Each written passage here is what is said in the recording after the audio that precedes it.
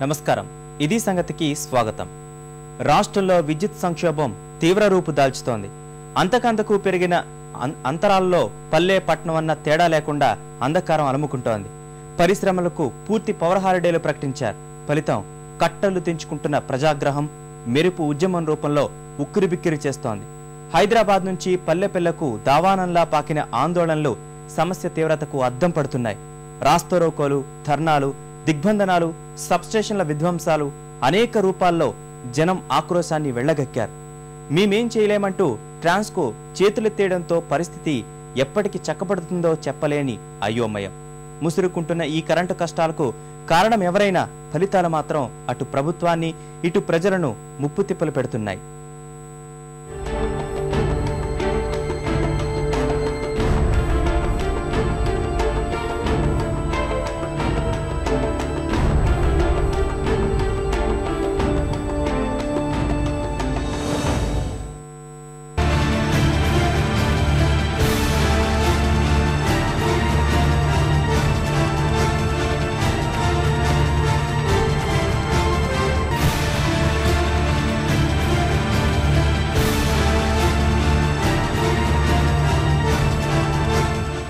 రాష్ట్రంలో తీవ్ర విద్యుత్ సంక్షోభం నెలకొంది విద్యుత్ డిమాండ్కు సప్లైకి మధ్య భారీ వ్యత్యాసంతో సగానికి పైగా జిల్లాలు అంధకారంలోకి వెళ్లాయి వారం రోజులుగా వర్షాలు ముఖం చాటేయడం వ్యవసాయ సీజన్ పూర్తి స్థాయిలో ప్రారంభం కావడం వంటి కారణాలతో విద్యుత్ డిమాండ్ భారీగా పెరిగింది వేళాపాళా లేని కోతలతో జనం రోడ్ల మీదకు వచ్చేలా చేసింది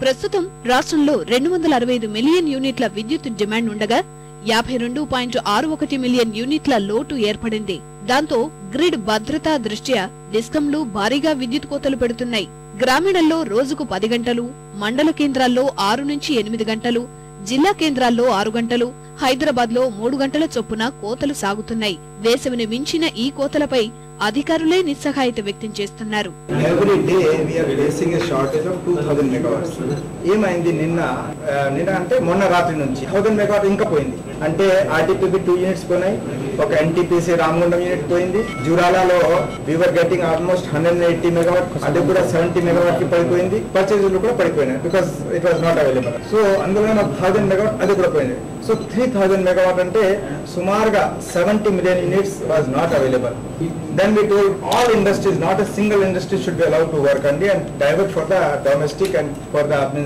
whatever that means for the villages and all that and still 10 feeders are under cutting and in spite of doing all that thing and so we are in very bad shape now and today అధికారుల నిస్సహాయత మాటేమో గాని కోతలతో విసిగి వేసారిన జనం మాత్రం రాష్ట్రం మొత్తం మెరుపు ఆందోళనలకు దిగుతున్నారు క్రమేణా రాజుకున్న ఆందోళనల్లో విద్యుత్ కార్యాలయాల వద్ద ఆందోళనలు వాటికి తాళాలేయడం అధికారుల నిర్బంధం ద్వారా వారి నిరసనలు తెలియజేశారు కరెంటు కోతల తొలి బాధితులు అన్నదాతలే కాలం కలిసిరాక బోర్లపైనే ఆశలు పెట్టుకుని సాగు చేసిన రైతన్నలకు విద్యుత్ విరామాలు శరాఘాతాల్లా మారాయి దాంతో అన్ని జిల్లాల్లో విరుచుకుపడ్డారు విద్యుత్ లేక పంటలన్నీ ఎండిపోతున్నాయని ఆవేదన వ్యక్తం చేశారు ప్రభుత్వం 7 గంటల పాటు విద్యుత్ ఇవ్వాలని చెప్తుంటే అధికారులు 1 గంట కూడా ఇవ్వడం లేదనేది వారి ఆందోళన ఎప్పుడు వస్తుందో తెలీదు ఎంతసేపు ఉంటుందో తెలీదు ఏంటి దుస్థితి అని రైతులు వాపోతున్నారు రాత్రింబవళ్లు పొలాల వద్ద కరెంటు కోసమే కాపలా కాయాల్సి వస్తోందని ఎక్కడికక్కడ అధికారుల్ని నిలదీశారు కృష్ణా జిల్లా జగ్గయ్యపేట మండలం చిల్లకలు సబ్స్టేషన్ వద్ద అనుమంచిపల్లి షేర్ మహమ్మద్ పేట రైతులు ధర్నా నిర్వహించారు 15 రోజుల నుంచి గ్రామాల్లో విద్యుత్ సక్రమంగా రావడం లేదని పొలాల్లో విద్యుత్ లేక పంటలు ఎండిపోతున్నాయని ఆందోళన చేశారు సబ్స్టేషన్ ఎదుట బైఠాయించారు వరంగల్ జిల్లాలోనూ కోతలను నిరసిస్తూ రైతులు రోడ్డెక్కారు పలు మండలాల్లో సబ్స్టేషన్లను ముట్టడించి ఆందోళనకు దిగారు వర్ధనపేట మండలం ల్యాబర్తిలో సబ్స్టేషన్ ను ముట్టడించిన రైతులు ఆపరేటర్ ని నిర్బంధించారు స్టేషన్ గన్పూర్ మండలం కిష్టాజీగూడెం నెల్లికుదురు మండలం ఆలేరులోనూ అదే పరిస్థితి రాయపర్తి మండలం మైలారం బచ్చనపేట మొగుళ్లపల్లి మర్రిపేడలలో రైతులు సబ్స్టేషన్లను ముట్టడించి ధర్నా చేశారు వర్ధనపేటలో ఖమ్మం వరంగల్ రహదారిపై బైఠాయించి రాస్తారోకో చేశారు కొన్ని చోట్ల రైతులకు మద్దతుగా రాజకీయ పక్షాలు కూడా ఆందోళనకు దిగడంతో పరిస్థితి వాడివేడిగా మారింది. అనంతపురం జిల్లా పుట్టపర్తిలో అఖిలపక్ష నాయకులు బంద్ చేపట్టారు. పట్టణంలో ర్యాలీ నిర్వహించారు. అనంతరం సబ్స్టేషన్ ఎదుట ధర్నా చేపట్టారు. కరీంనగర్ లో ఎమ్మెల్యే గంగుల కమలాకర్ వినూత్న నిరసన చేపట్టారు. విద్యుత్ ఎస్సీ ఛాంబర్ లో కార్యకర్తలతో కలిసి పడుకుని నిరసన తెలిపారు. వరంగల్లో విజిలెన్స్ సమావేశం విద్యుత్ సమస్యపైనే దద్దరిల్లింది. పోడియం ఎదుట బైఠాయించి తెదేపా తెరాస ఎమ్మెల్యేలు నిరసన తెలియజేశారు. ఒక్కటనే ప్రభుత్వాలు చెప్తున్నా, మీరు వరి పంట వేయొద్దు అని రైతు ప్రభుత్వమే చెప్పాలండి. వాళ్ళు పెట్టిన తర్వాత నష్టపడితే ఎవరు బాధ్యత వహించాలి? నేను అందుకే ముఖ్యమంత్రి గారు చెప్తున్నా, మేము కరెంట్ ఇయ్యలేము. ఓ పక్క ముఖ్యమంత్రి గారు కానీ స్టేట్మెంట్ ఇస్తున్నారు, మేము కరెంటు బాగా ఇస్తాం, రైతులకు ఇబ్బంది లేదు, రైతులు మీరు వ్యవసాయాలు చేసుకోవచ్చు, నాటు పెట్టుకోవచ్చు అని పక్క ముఖ్యమంత్రి గారు స్టేట్మెంట్ ఇస్తున్నాడు.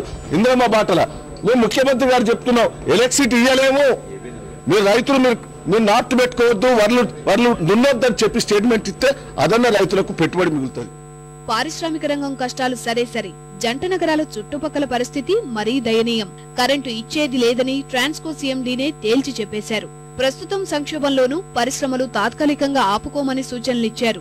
దాంతో ఏటూ పాలుపోని కొందరు పారిశ్రామికవేత్తలు మెదక్లో ట్రాన్స్కో ఏడీ ఏఈలను నిర్బంధించి ధర్నాలో కూర్చోబెట్టారు. పటాన్చెరులో ట్రాన్స్కో ఏడీ కార్యాలయం ముందు పారిశ్రామికవేత్తలు నిరసనలు నిర్వహించారు. అధికారులను బయటకు పంపి గేటుకు తాళాలు వేశారు.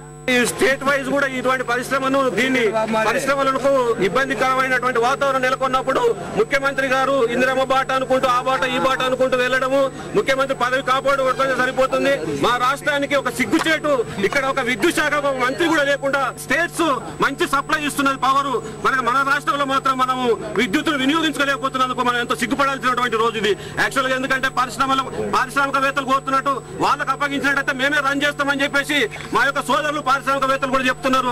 దానికి అనుగుణంగా సీఎం గారు చర్య తీసుకొని ఇమీడియట్లీ జైపాల్ రెడ్డి గారితో మాట్లాడి సహజవాయి వాళ్ళ వీళ్ళకి గడబడి చేసుకుంటూ వాళ్ళు అది కాకుండా మనకు ప్రాబ్లాన్ని సాల్వ్ చేయడానికి ముఖ్యమంత్రి గారు చొరవ తీసుకొని ప్రయత్నం చేయాల్సిన కావాలని పటాన్చెరు ఇండస్ట్రీస్ అసోసియేషన్ తరఫున మేము విజ్ఞప్తి చేస్తున్నాం.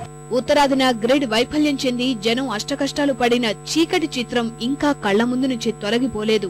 ఇప్పుడు రాష్ట్రానిది దాదాపు అదే పరిస్థితి. డిమాండ్ సరఫరాల మధ్య దాదాపు 3000 మెగావాట్ల అంతరం. అది మరింత పెరిగే సూచనలే తప్ప తరిగే అవకాశం లేదని ట్రాన్స్కో సీఎండీనే స్వయంగా అంగీకరించారు. పొరపాటు లక్ష్మణ రేఖ దాటితే గ్రిడ్ కూలుతుంది. ఉన్నదాల్లో సర్దుబాట్లు చేయాలంటే ఎవరికి ఎన్ని గంటలు కోతలు పెట్టాలో తెలియనంత అగాధం. మొత్తంగా ముంచుకొచ్చిన మహా ఉపద్రవమనే చెప్పాలి. ప్రస్తుతం రాష్ట్రంలో విద్యుత్ లోటుకు కారణాలు పరిశీలిస్తే గ్యాస్ ఆధారిత విద్యుత్ ఉత్పత్తికి గ్యాస్ సరఫరా లేక గతంలోనే 50% ఉత్పత్తి పడిపోయింది. రాయలసీమ థర్మల్ విద్యుత్ కేంద్రంలోని 2-5 యూనిట్లలో సాంకేతిక సమస్యలతో ఆగిపోయిన ఉత్పత్తి 210 మెగావాట్లు. రామగుండంలోని 5వ యూనిట్లో 500 మెగావాట్ల విద్యుత్ ఉత్పత్తి నిలిచిపోయింది. దీనిలో రాష్ట్ర వాటా 160 మెగావాట్లు. జూరాల ప్రాజెక్టు నుంచి నీటి విడుదల కావడంతో అక్కడ 5 యూనిట్ల ద్వారా 180 మెగావాట్ల విద్యుత్ ఉత్పత్తి చేశారు. ప్రస్తుతం నీటి విడుదల ఆగిపోయి 30 మెగావాట్లే ఉత్పత్తి అవుతోంది.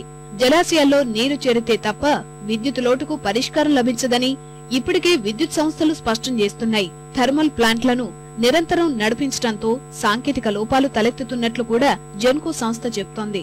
మాకు కరెంటు సరిగా లేదు. 6 గంటలు ప్రభుత్వం కరెంటు కట్ చేస్తే 12 గంటలు కట్ చేస్తున్నారు ఏఈ సారు. అందువల్ల మాకు ఏమంటే పిల్ల పాపలు 2 చిన్న పిల్లలు చనిపోయినారు.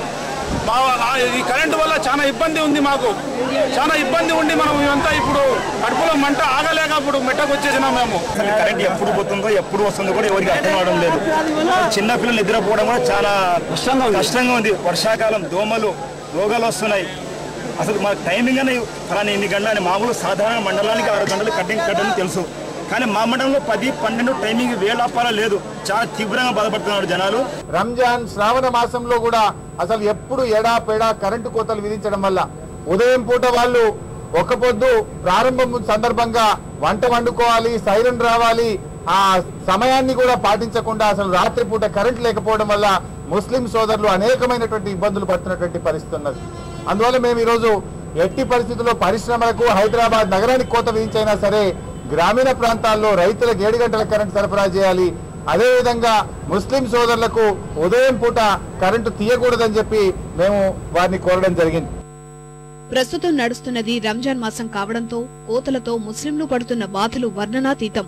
వారికి కీలకమైన తెల్లవారుజామున కరెంటు కోతలు విధిస్తుండటంతో రాష్ట్రం మొత్తం ముస్లింలు ఆందోళనకు దిగారు.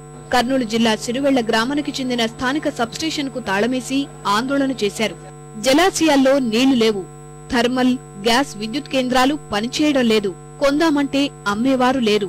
డిమాండ్ సప్లైల మధ్య అంతరాలు చూస్తే భారీగా పెరిగి భయపడుతున్నాయి.